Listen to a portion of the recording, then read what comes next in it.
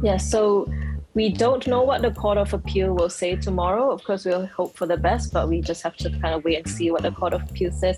It is very difficult for for us to kind of save death row inmates so close to their execution date. It has been very difficult, and there have been multiple cases where we've seen appeals dismissed and then they get executed. There's not momentum in the government, so the government is still extremely committed to this approach. They believe that this sort of zero tolerance war on drugs approach. Human rights?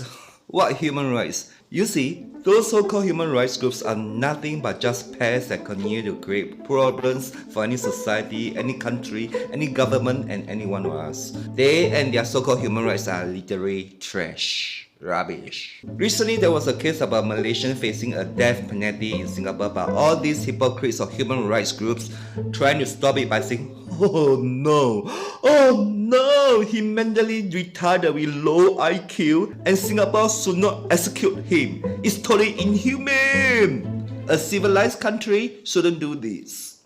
What? Inhumane their father, inhumane their mother lah. When a man is facing this kind of death penalty and he knows that he has to die, logically he will use some kind of reasons like he has some mental problems just to escape the execution, right? Moreover, can an intellectually disabled person know how to commit this kind of crime like drug trafficking? If someone like him destroy my girlfriend, what should I do then, huh? Forgive him and continue to destroy more people? Doesn't make sense. Do those human rights groups know how many lives were already destroyed because of drug trafficking in this world? Billions. Billions of them. So if someone who trade drugs shouldn't face death penalty, this law in Singapore should continue because we don't want to see more lives being destroyed. How can Singapore be a civilized nation if we don't impose death penalty for drug trafficking? So those human rights groups are really pretentious.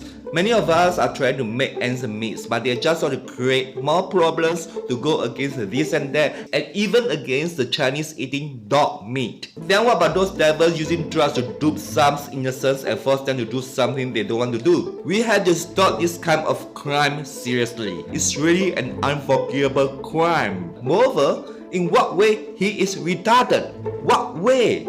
He knew that by smuggling drugs, he could get some money, right? A lot of money maybe.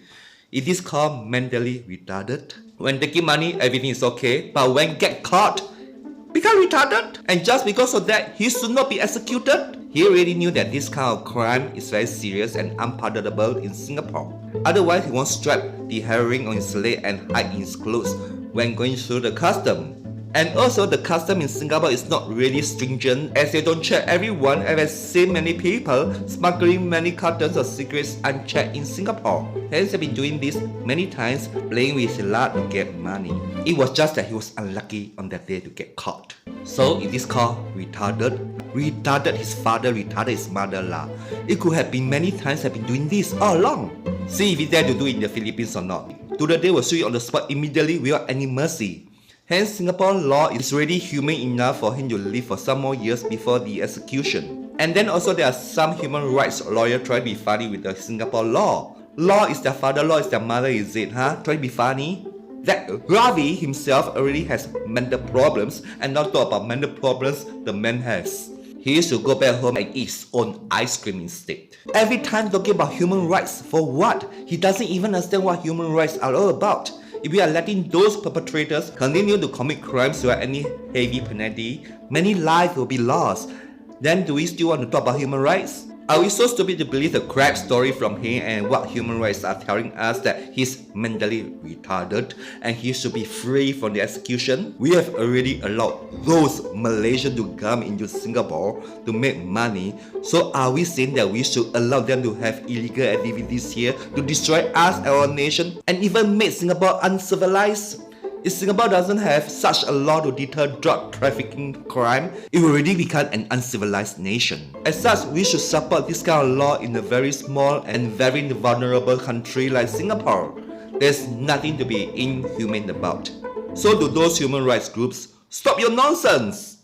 Thank you for watching. Subscribe, like, share. Stay tuned for more to come.